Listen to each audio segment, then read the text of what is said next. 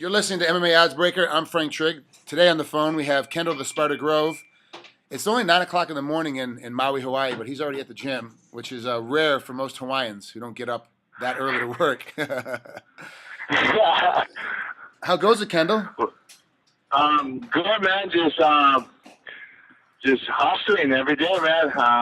Got 5 kids, so gotta feed them. So gotta stay busy, stay in shape, and get ready for anything, man. Got a big fight coming up, Bellator in Cedar Rapids, Iowa, against Joe Vedepo, and making my Bellator debut. And can't wait, man. Excited to be back on that mainstream circuit. Well, first of all, let's talk about your kids. How old and what are their names?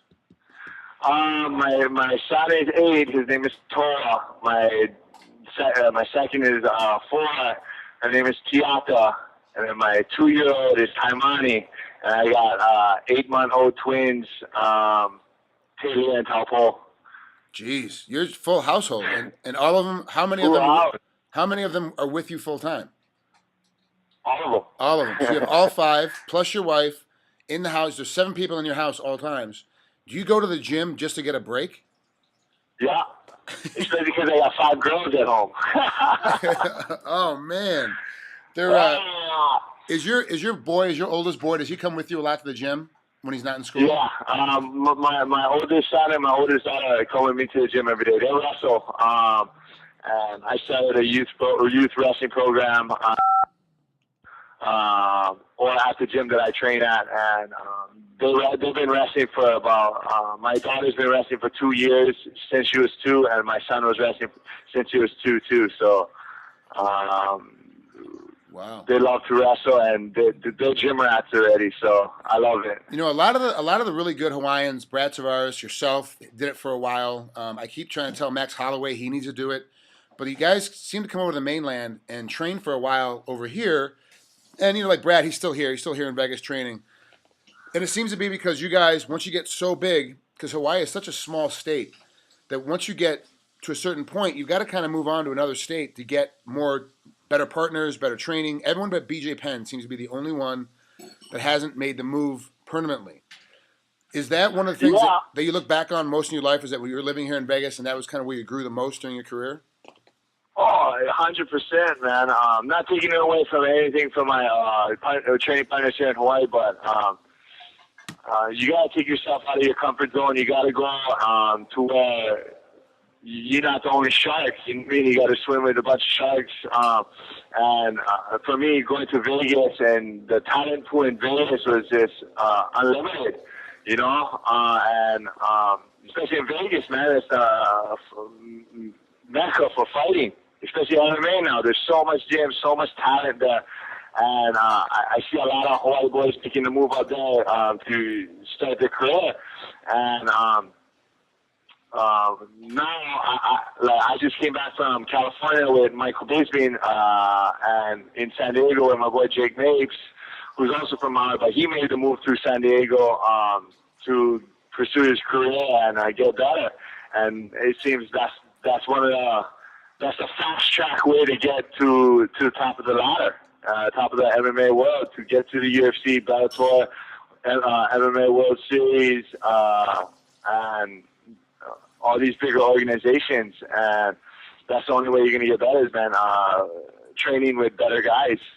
Now, you obviously, I mean, every Hawaiian is very, very, you're not even stateistic, you're actually nationalistic. Like, when I go to Hawaii, which I'll actually be out in Hawaii next week, that you guys almost consider yourselves a separate nation because you're so far away from the mainland.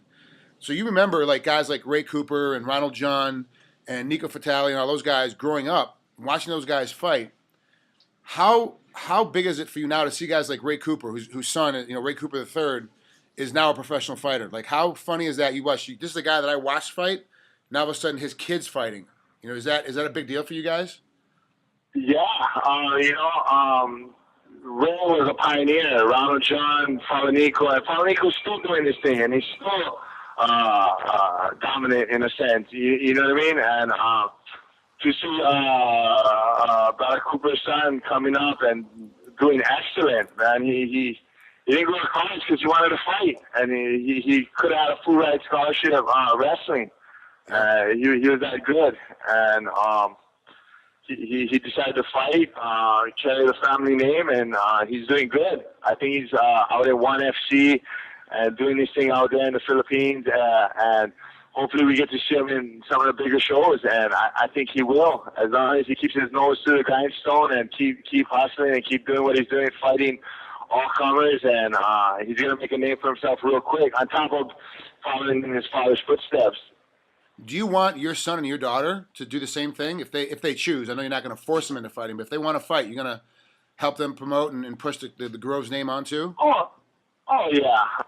Like, I'd rather them do something else, because the fighting is hard. You know, Frank, you've been there, and a little easier now, but a lot of politics into it, and it's not what you know, it's who you know nowadays, kind of in a source, and but if their heart is in it and they're passionate about it, as I was, then I'm not going to hold them back from accomplishing a dream. And if they want to do it, I'll be more than happy to give them all the knowledge that I've learned from all the great fighters that I train with, to see them pursue their dream. But I think my son's leaning more towards baseball, and my daughter, she's a wrestler, she's a tomboy, but she wants to do ballet. So hopefully that's the outs from fighting. But they're definitely going to know how to fight, and nobody's going to ever fuck with them. You know what I mean? Like, they're going to know how to handle themselves and not take shit from nobody. All right, let's talk about your gym real quick. Who are your business partners, and how is the gym doing over there in Maui? I honestly, I don't have a gym. I have a place that I call home. It's Unity Fight Lab. Here, my boxing trainer, Donovan Moleta, who is Central Maui Boxing, he opened the spot, and I just brought all my equipment in here, and it's a place for me to train when I have a fight. And I still have when I had a gym out here, and I was partners with Donovan at the time. Still one team, you know what I mean? Our gym was, his gym was going through hiatus. We didn't have a spot for a year. I was out of my garage for a year, and we finally got this spot, and now I come in, I train, and all my friends who fight, they'll come in, and we'll just get together and have fun. It's like a social club. But usually when guys have fights, guys will come in, help each other, and get each other better. I'll fly in a couple guys here and there. On top, like I said, I just got back from California for the last 3.5 weeks training with Michael Bisbee. Unfortunately, he had to pull out. His retina got redetached, and hey, if you ever need someone to come out to Maui and train with you, you can definitely give me a call. I got no problem hanging out with Maui for a couple of weeks at all. Hell yeah, man. Everything goes good on the 18th, which I'm positive it will. I'll be in the middleweight tournament in January, February, so I might need you to come November. No problem. I'm in. With that being said, have you ever thought about picking up your family and moving to San Diego or moving to Vegas for a couple of years just to finish up your fighting career and make one last go at it? We were talking about it. I bought a house 2 years ago here, so it'll be kind of hard. And then I got 2 of my children. They just got established in school, so it's more of a family decision more than mine. But my decision to get up and go. I know it's better for my career, but my wife gives me time to go to California, Seattle, wherever I got to go to train, except for Vegas. That's the one place I can't go. Well, you know what? I think if I told her that you were coming to see me and you're going to be on my schedule, doing what I do when I do it, she'd be more than happy to let you come out because I don't do nothing anymore. I don't go out. I don't go.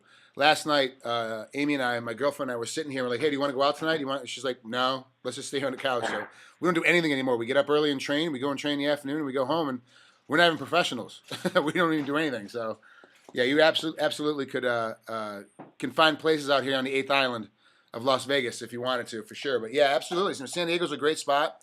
You got friends down there, but you need to – you're one of those guys I've always thought could make one more great run at the big leagues and be on the top end if you choose to. You just got to find a way to do it, and it's expensive. Do you have a sponsor that helps you make these trips back and forth from Maui to San Diego? Yeah, I got a couple of silent partners that help fund my career. For one, my father, Eric Grove, he's always been he's been an athlete. He was an athlete. He played for the University of Utah football. He always wanted me to play football. But I was always skinny. I hated it. I hated school. I was never going to go to college. And then when I started getting into fighting, he really supported me in it. And the whole time you see me living in Vegas, when I wasn't in the UFC, he was paying my rent, making sure that I was comfortable and I could get my training in. And he's still the same, man. He works full time, and anytime I got to go to the mainland or anytime I got to go do something, he's like, okay, I got your plane ticket, I got your food, I got whatnot, and go. What's the deal? Do you have to give him like 50% of your fight purse? Do you have to give him a couple bucks every time how does it work? Like, how do you pay him back? I got to win. That's it? All he wants from me, man. Wow. That's all he wants. I'm very fortunate to have a good family behind me and that support my career 100%. Because if not, I wouldn't have been able to do it. I would have probably hung it up and just become a citizen of Hawaii, man. Just watch my kids grow up, get a part-time job or a full-time job, digging a ditch or something, and that's it, man. Pay the bills. But right now, like I said, I'm fortunate to have a good family support system. My wife too, man. If it wasn't for her, I wouldn't improve, man. She's the one that lets me go to. She stays home with 5 kids, and while I'm up sleeping, a good night's sleep, training, waking up whenever I wanted to go train, and get the good training I get in Orange County, and like I said, very fortunate, man. Good for you. All right, well, let's talk about your opponent coming up here in the middleweight feature fight on Bellator 104, Joe Vedepo. Break him down for us. What do you think he's going to try to do to you when you guys bang out in that cage? My whole career, I've always had bad luck with wrestlers. Not bad luck, but I've always pulled wrestlers, and I hate wrestlers, man. I love the sport of wrestling, but I just hate fighting wrestlers, man, because I know he's going to try and take me down. He's going to swing to look for the shot and take me down and grind out. Like every other wrestler, grind it out. And but I fought some pretty good wrestlers in the past. Shot, Munoz, Boch, and I trained with some good wrestlers the last couple of weeks. So I expect him to do one thing, man. I'm going to try and open him up with my hands and try and look for a knockout. And I think he's going to try and take me down. But I feel I'm better in every aspect. Takes me down, I'll submit him or stand up. If we keep it standing, I'm going to slowly pick him apart and knock him out. I got a long-ass reach, and I just figured out how to use it. So bad luck for him. You know, there's a 6-inch height difference. You're 6'6" and he's 6'0". Do you know what the reach advantage is for you? Is it 6 inches as well, or is it a little bit longer? No. Well, I don't know what his reach is, but I think mine is at 79. Wow. And from now you gotta learn fingertip to fingertip. All right, beautiful. Kendall, thanks for coming on here with MMA Oddsbreaker. I'll let you get back to your warm-up. I know you're just getting started out there in Hawaii, so good luck on out there in Bellator 104 up there in Iowa. You'll enjoy it, and we'll talk to you soon, buddy. All right, thanks, guys.